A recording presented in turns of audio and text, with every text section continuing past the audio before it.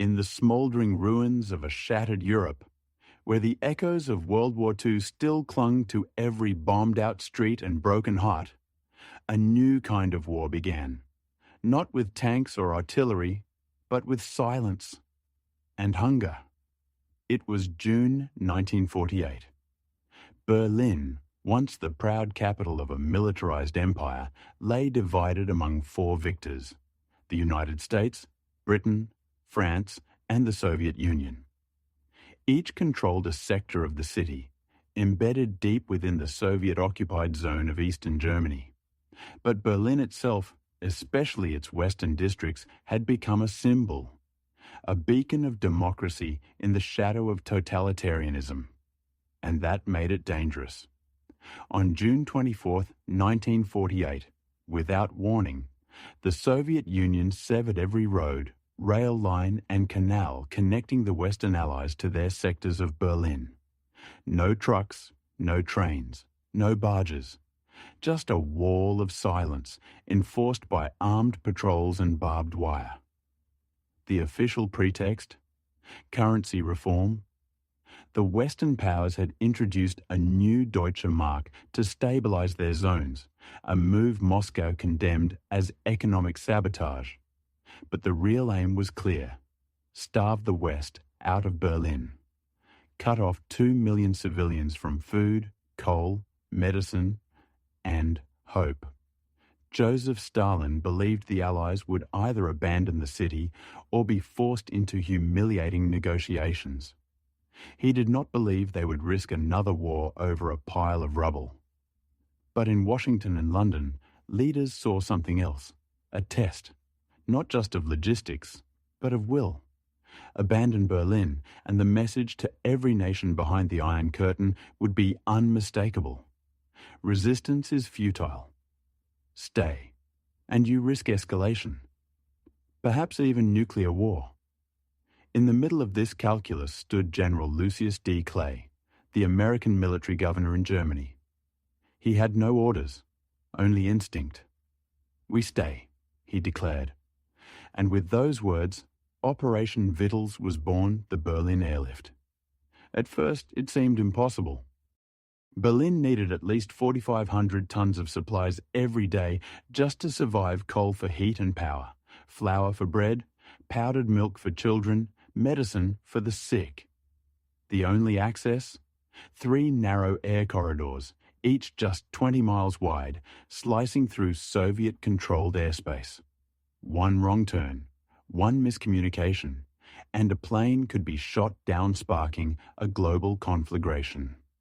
Yet on June 26, 1948, the first C-47 Skytrain, nicknamed the Spirit of Freedom, touched down at Tempelhof Airport, its hold filled with milk and medicine.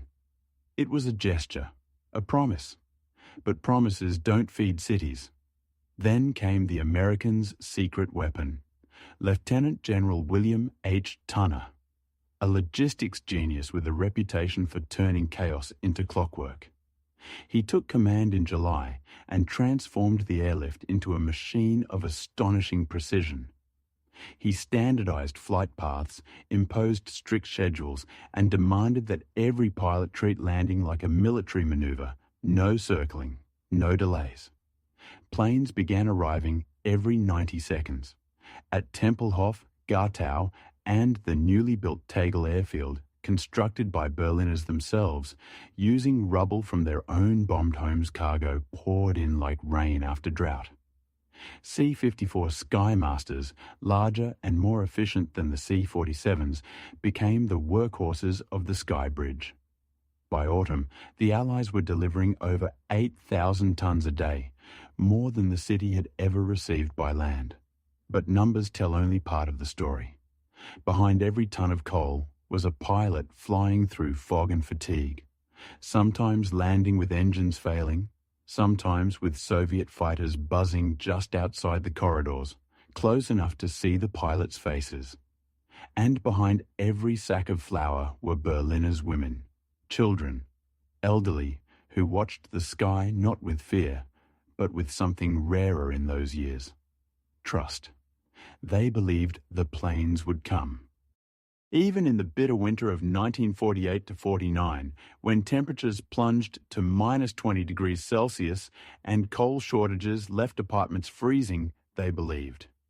And then there was Gail Halvorson, a young American pilot who, during a visit to a fence near Tempelhof, met a group of children.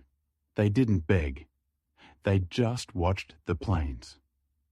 Touched by their quiet dignity, Halvorson promised to drop candy the next time he flew over, using handkerchiefs as parachutes so the sweets wouldn't hurt anyone.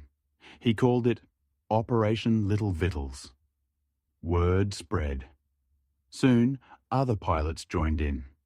Candy manufacturers in the US donated tons of gum and chocolate. Children across Berlin looked up not just for survival, but for joy. In a city stripped of everything, a few pieces of candy became symbols of something profound, that kindness could still cross ideological lines. Yet the human cost was real.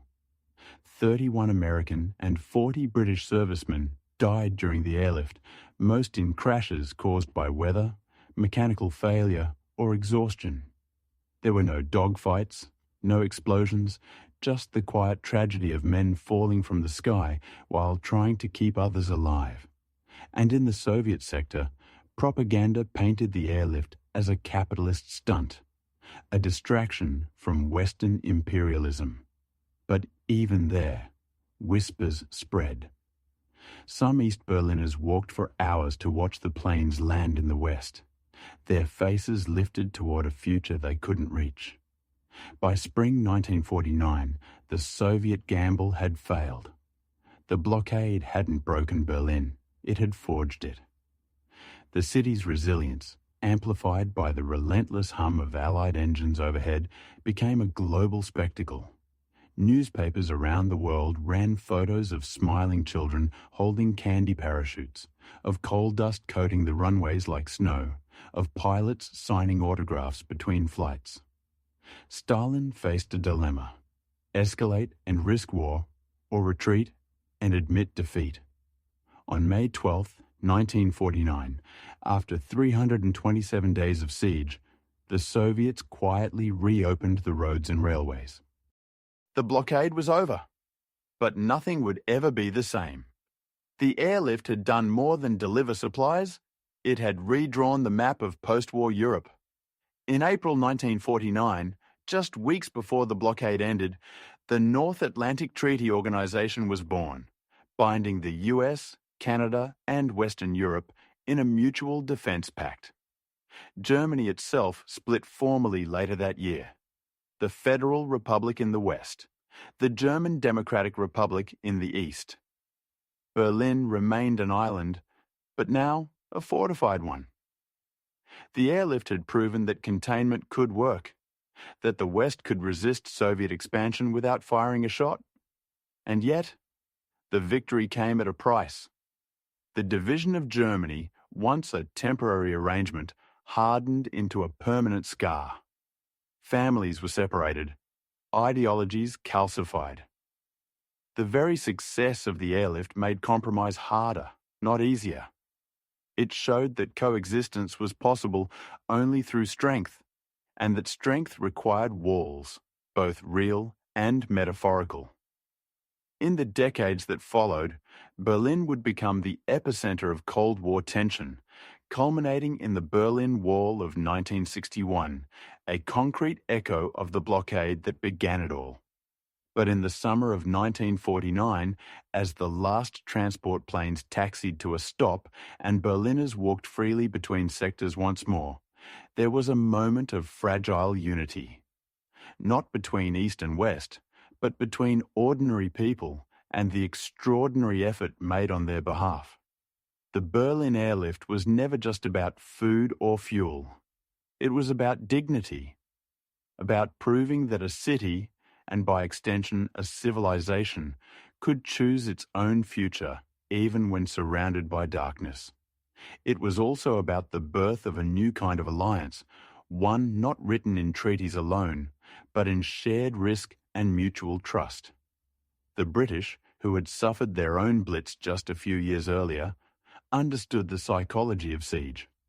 They poured not only coal and rations into Berlin, but also something harder to quantify: solidarity. Royal Air Force crews flew alongside Americans, often in older aircraft, through the same punishing winter storms. French participation, though smaller in scale, carried symbolic weight. France, once occupied, now helping to liberate others from a different kind of occupation. This tripartite effort, stitched together under immense pressure, became the blueprint for Western cooperation in the nuclear age. Back in Washington, President Harry S. Truman watched the airlift unfold with quiet resolve. He had inherited a world in chaos and a presidency defined by impossible choices: the atomic bomb, the Marshall Plan, now Berlin. Critics warned that the airlift was a logistical fantasy, a provocation that could ignite World War III. But Truman, shaped by the lessons of appeasement in the 1930s, refused to yield. "We are there," he said simply, "and we are staying." His administration poured over $224 million into the operation, equivalent to more than $2.7 billion today. Not as charity, but as investment in a new world order. One where aggression would be met not with retreat, but with resolve wrapped in humanitarian purpose. Meanwhile, in Moscow, the Kremlin's miscalculation grew more apparent by the day. Soviet intelligence had underestimated Western unity and overestimated Berlin's fragility. They assumed hunger would breed resentment against the Allies. Instead, it bred loyalty. Polls conducted in West Berlin during the blockade showed overwhelming support for the occupying powers, something almost unheard of in the history of military occupation. The Soviets had turned occupiers into protectors, and in doing so, handed the West its most potent Cold War narrative: that freedom, even when besieged, could endure. The airlift also reshaped military doctrine. Before 1948, air power was seen primarily as a weapon of destruction, firebombing cities, dropping atomic bombs. But in Berlin, it became a tool of salvation. This duality would define the Cold War. The same aircraft that could annihilate could also sustain. The US Air Force, only officially established in September 1947, found its identity not in combat, but in crisis response. Pilots who had trained to drop bombs now dropped powdered eggs. Mechanics who once serviced bombers now calibrated cargo doors for sacks of potatoes. The mission changed the culture of an entire service branch. And then there were the Berliners themselves, the true architects of the airlift's moral victory. They did not riot. They did not beg. Instead, they organized. Neighborhood committees rationed food with scrupulous fairness. Schools stayed open, using coal dust to write on blackboards when chalk ran out. In the freezing dark of winter, families huddled around stoves fueled by scavenged wood, listening to the steady drone of approaching planes like a lullaby. Their endurance became a form of resistance.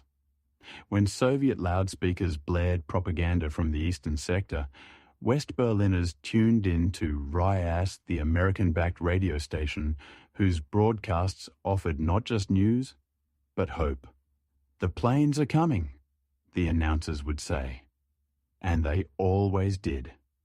Even in the East, the blockade backfired. While Soviet authorities controlled the narrative, they could not control human curiosity. East Berliners saw the contrast: empty shelves in their shops. While just a few kilometers away, West Berliners received daily bread thanks to the sky. The myth of Western decadence crumbled under the weight of visible competence. Some East Germans began to question the official line. A few even crossed into the Western sectors during the brief windows when surface traffic was still permitted early in the crisis only to stay. The seeds of future defections were sown in those months of scarcity and spectacle. When the blockade finally lifted on May 12, 1949, the Allies did not immediately stop flying. They kept the airlift running until September, stockpiling reserves in case Stalin changed his mind. By the end, over 277,000 flights had delivered more than 2.3 million tons of supplies, enough to fill a freight train stretching from Berlin to San Francisco. Tempelhof Airport, once a Nazi showpiece, had become a cathedral of democracy, its runways worn smooth by the ceaseless rhythm of arrival and departure. Pilots had flown the equivalent of 37 orbits around the Earth, and not a single shot had been fired in anger. The legacy of those 11 months extended far beyond Berlin. The airlift convinced Western European nations that American commitment was real, not fleeting, not rhetorical, but operational. This trust paved the way for the integration of West Germany into the Western Bloc, culminating in its NATO membership in 1955. It also cemented the idea that the Cold War would be fought not on battlefields, but in the realm of perception, logistics, and moral authority. The Soviets would try similar tactics elsewhere, in Hungary in 1956, in Czechoslovakia in 1968, but never again would they attempt to starve a city held by the West. They had learned their lesson in the skies over Berlin. Yet the airlift's greatest paradox lies in its dual nature. It was both a humanitarian triumph and a strategic maneuver that deepened division. By saving West Berlin, the Allies ensured its separation from the East. By proving that coexistence within one city was untenable, they made the eventual construction of the Berlin Wall almost inevitable. The very success that preserved freedom in the western sectors also froze the Iron Curtain in place. There was no path back to a unified Germany, not in 1949, not for another 4 decades. Still, for those who lived through it, the airlift remains a defining memory. Decades later, elderly Berliners would point to the sky and recall the sound of the C-54's raisin bombers, they called them, after the German word for candy, Rosinen. In 1974, Gail Halvorsen returned to Berlin as commander of Tempelhof Air Base, greeted not as a soldier, but as a hero who dropped chocolate instead of bombs. Streets were named after him. Schools invited him to speak. Children, now grandparents themselves, still remembered the day a tiny parachute floated down with a stick of gum tied to it, a gift from a stranger who saw them not as enemies, but as human beings. The Berlin Airlift did not end the Cold War. It began it in earnest. But in doing so, it established a crucial precedent, that the West would defend its values not with immediate violence, but with patience, ingenuity, and an unshakable belief in the dignity of ordinary people. It proved that in the nuclear age, the most powerful weapon might not be the bomb, but the bread loaf, the coal briquette, the candy drop, and that sometimes the bravest thing an army can do is not to fight, but to feed.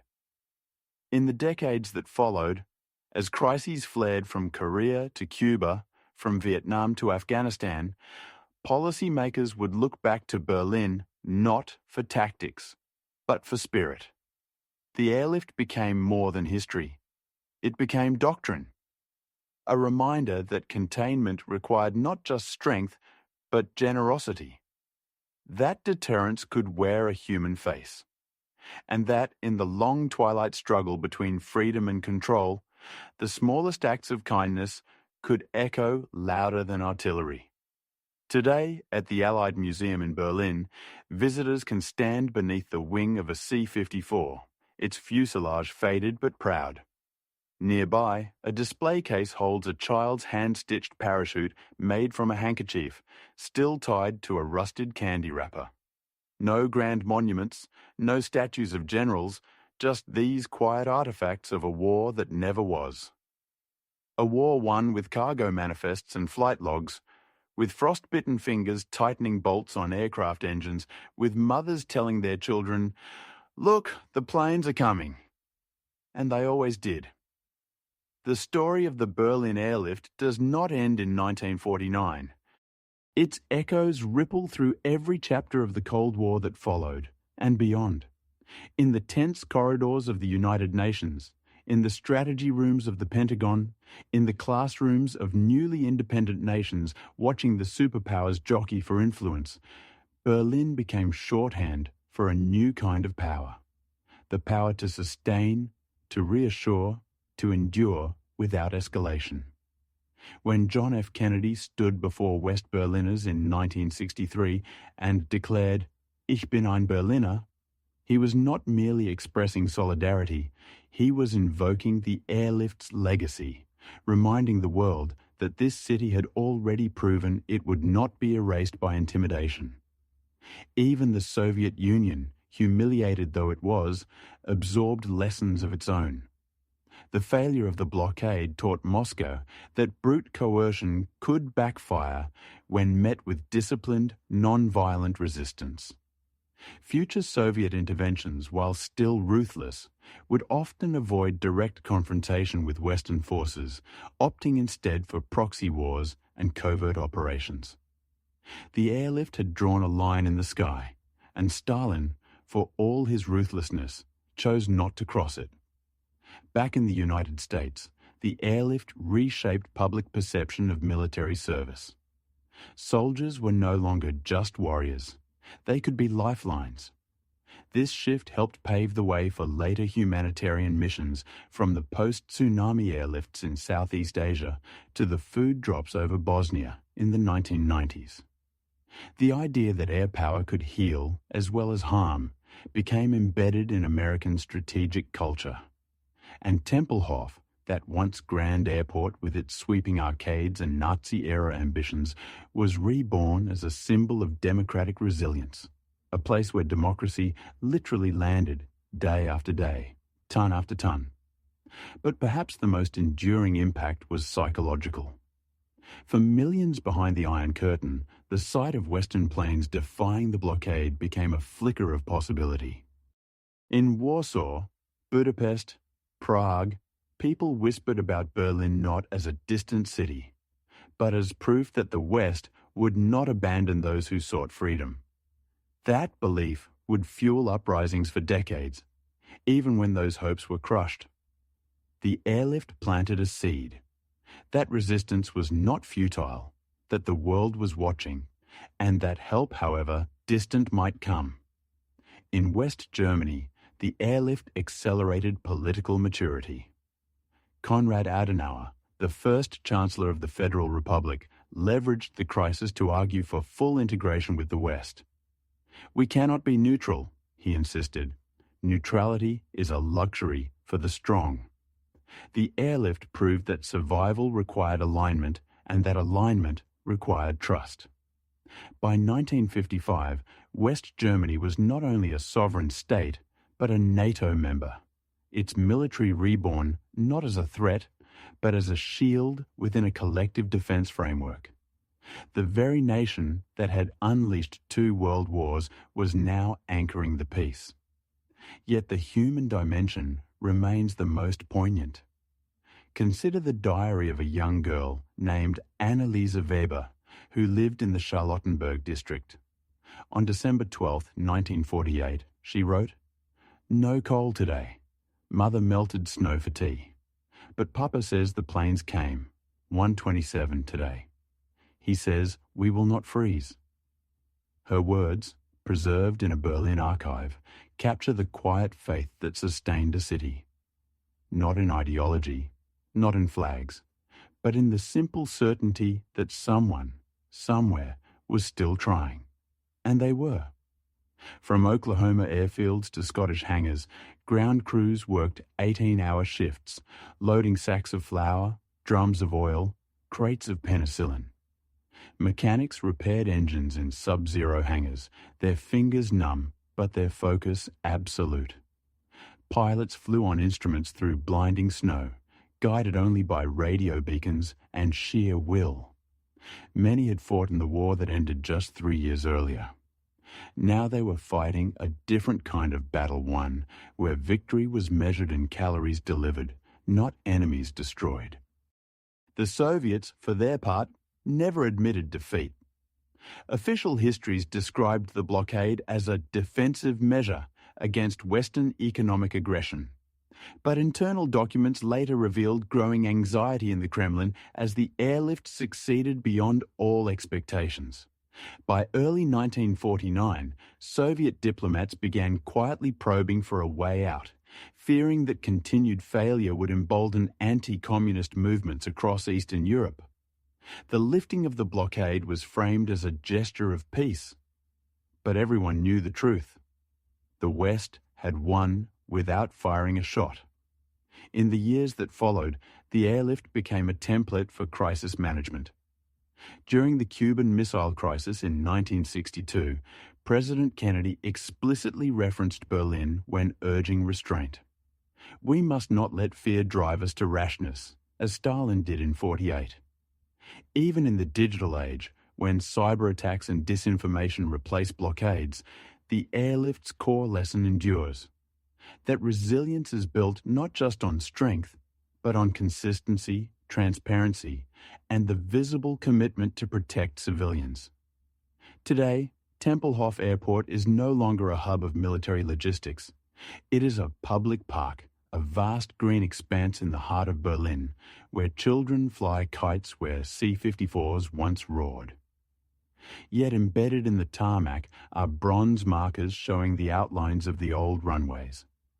Visitors walk over them unknowingly, but historians pause. Because beneath their feet lies the runway where democracy landed again and again when the world held its breath. The Berlin Airlift was not perfect. It deepened division. It excluded the Soviet perspective. It operated within a framework of power politics that often ignored the voices of ordinary Germans. But in a century scarred by total war, it offered something rare. A conflict resolved not through destruction, but through delivery.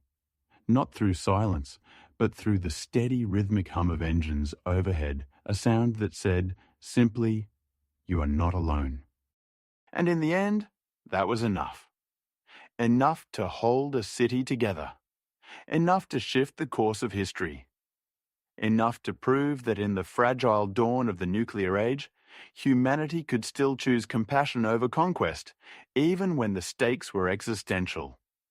The Berlin Airlift did not erase the Cold War's moral ambiguities. It did not heal the wounds of occupation or undo the trauma of dictatorship. But it created a space physical, political, and psychological where freedom could take root again. And from that space grew institutions, alliances, and ideals that would outlast the very conflict that birthed them. Consider the ripple effects. Within a year of the airlift's success, the Council of Europe was founded, laying groundwork for continental unity. The European Coal and Steel Community precursor to the European Union emerged directly from the shared realization that economic interdependence could prevent future wars. Even the Marshall Plan, already underway, gained renewed legitimacy. If the West could feed a blockaded city, it could rebuild a continent. The airlift became the living proof that American aid was not charity, but partnership. For the Soviet bloc, the failure in Berlin hardened internal controls. Fear of similar uprisings led to tighter censorship, purges of cosmopolitan intellectuals, and accelerated militarization. East Germany, proclaimed in October 1949, became one of the most surveilled societies in history, precisely because its leaders knew how fragile ideological loyalty could be when contrasted with the visible prosperity just across a street. The Stasi would later obsess over Western influence, but the seed had already been planted in 1948, when children in the East watched candy fall from the sky over the West. And what of the pilots? Many returned home to quiet lives, never speaking of their role. Others stayed in Germany, helping to build the new air forces of the Federal Republic. Gail Halvorson continued his career, eventually rising to the rank of colonel, but he remained forever Uncle Wiggly Wings, the pilot who wiggled his plane's wings to signal candy drops. Decades later, when Berlin celebrated the 50th anniversary of the airlift, thousands gathered at Tempelhof. Halvorson, now white-haired, stood beside former Berlin children, now mayors, teachers, engineers, who embraced him with tears. "You gave us hope," one told him. "Not just sugar. Hope." That hope had a cost, yes, but also a return. The 2 million West Berliners who endured the blockade became the most pro-American population in Europe. When the Berlin Wall went up in 1961, sealing the city's division in concrete and barbed wire, it was West Berlin's unwavering identity forged in the airlift that made it a global symbol of resistance. US presidents would visit not out of obligation, but pilgrimage. Because Berlin was no longer just a city, it was an idea. And that idea was born in the winter of 1948-49, in the space between hunger and help. Historians often debate whether the Cold War was inevitable, but the Berlin Airlift shows that while the conflict may have been structural, its character was not. It could have turned hot. It could have collapsed into chaos. Instead, it became a contest of systems tested, not on battlefields, but in breadlines and blackout curtains, in schoolyards and radio broadcasts. The West chose to respond to coercion with creativity, to isolation with inclusion, to silence with sound, the sound of engines, of voices on the radio, of children laughing as candy parachutes drifted down. In the end, the Soviets lifted the blockade, not because they ran out of patience, but because they ran out of narrative. They could not explain why 2 million people preferred scarcity under democracy to abundance under control. They could not counter the image of a city choosing dignity over dependency. And they could not stop the planes, not without crossing a line that even Stalin, at the height of his power, dared not cross. The Berlin Airlift stands today as a rare moment when idealism and strategy aligned, when logistics became diplomacy, when every sack of coal was a statement, every flight plan a declaration. It reminds us that the most powerful revolutions are sometimes quiet, that they happen not with gunfire, but with groceries, not with manifestos, but with milk. And so, as the last C-54 made its final approach on September 30th, 1949, its hold empty for the first time in over a year, the people of West Berlin did not cheer. They simply looked up, one last time, and nodded. They knew what had been done for them, and they would never forget. For in the annals of human courage, few feats are as quietly heroic as feeding a city from the sky while the world watched and wondered if peace could ever be this loud. That quiet heroism extended far beyond the cockpit. In the control towers of Tempelhof, Gatow, and Tegel, German air traffic controllers, many of them former Luftwaffe personnel, worked side by side with Allied officers, their wartime enmity set aside in the shared rhythm of coordination.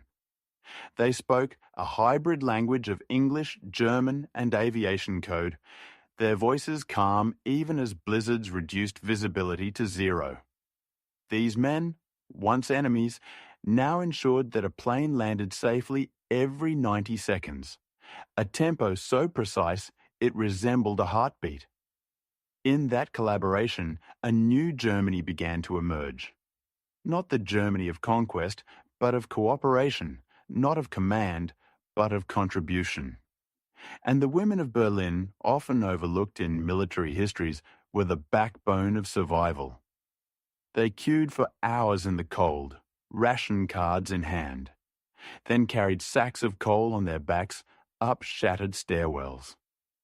They taught school in unheated classrooms, wrapped children in every blanket they owned, and bartered buttons for bread when rations ran thin. Their resilience was not dramatic, but daily.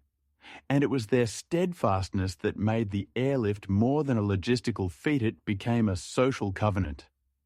The Allies supplied the goods, the Berliners supplied the dignity. Together, they turned desperation into defiance. Even the aircraft themselves tell a story of transformation. The C-54 Skymaster was a military transport, designed to carry troops and bombs. Yet in Berlin, its cargo doors opened not to deploy soldiers, but to unload sacks of flour stamped "gift from the American people." Mechanics painted cartoon characters on fuselages roses, smiling suns, candy canes, to reassure children on the ground that these were not warplanes, but lifelines. One plane, nicknamed the Candy Bomber, bore a mural of a child reaching for the sky. In that image, the weaponized sky was reclaimed for humanity. The success of the airlift also forced a reckoning within the Soviet system. While Moscow denounced the operation as imperialist theater, internal reports acknowledged its effectiveness. Soviet economists quietly studied Western logistics, while military planners revised doctrines to account for non-kinetic resistance. The blockade had been a test of will, and the West had passed. That realization contributed to a subtle but significant shift in Soviet strategy, away from direct confrontation with NATO and toward indirect influence in the global South. The Cold War would now be fought in jungles and deserts, not in the heart of Europe, thanks, in no small part, to the lesson of Berlin. Back in the United States, the airlift reshaped public opinion about foreign engagement. After World War II, many Americans longed for isolation, to bring the boys home and forget the world's troubles. But the images of Berliners waving at arriving planes, of children writing thank you letters to American pilots, made the abstract threat of communism suddenly personal. It was no longer about ideology. It was about people. That emotional connection helped secure bipartisan support for decades of containment policy, from the Truman Doctrine to the Peace Corps. The airlift proved that American power could be both strong and kind, a duality that would define its global role for generations. Yet the operation was not without its critics. Some European leaders worried it inflamed East-West tensions. Neutral nations questioned why diplomacy wasn't pursued more vigorously. And within the US military, skeptics argued that the airlift diverted resources from more pressing strategic needs. But history has judged the gamble wisely. By choosing to sustain rather than surrender, the Allies preserved not just a city, but a principle: that freedom, once granted, must be defended even at great cost, even without violence. The legacy lives on in unexpected places. When humanitarian crises strike today, from earthquake zones to refugee camps, the first response is often an airlift. The protocols, the flight corridors, the coordination between militaries and NGOs all echo the systems pioneered over Berlin. Even the phrase Berlin Airlift has entered the lexicon as shorthand for large-scale, high-stakes relief. It is a benchmark, a gold standard of crisis response. And in Berlin itself, memory is woven into the urban fabric. At the Platz der Luftbrücke Airlift Square, a massive bronze eagle spreads its wings above a memorial listing the names of the 78 Allied airmen who died. School children lay flowers there every June 26th, the anniversary of the first flight. Nearby, a museum displays a reconstructed cockpit, a child's handmade parachute, and audio recordings of pilots calling in their landings. Tempelhof Tower. This is Skymaster 452. Wheels down, fuel low, cargo secure. The voice is calm, professional, human. Most poignantly, the spirit of the airlift endures in the city's identity. Berliners today pride themselves on resilience, openness, and irony traits forged in the crucible of division and survival. When the wall fell in 1989, it was West Berlin's unwavering presence sustained by those 277,000 flights that made reunification imaginable. Without the airlift, there might have been no West Berlin to reunify with the East. The city's very existence as a capital of a united Germany rests on the foundation laid in those 11 months of frozen resolve. So the Berlin Airlift was more than the first battle of the Cold War. It was the moment the Cold War chose its character, not as a war of annihilation, but of endurance, not of destruction, but of delivery. It showed that the most powerful weapons are sometimes the ones that build, not break. That the sky, once a domain of bombers, could become a corridor of compassion. And in a world still divided by walls, physical, digital, ideological, the story of Berlin reminds us that even in the darkest siege, help can come from above, if someone is willing to fly.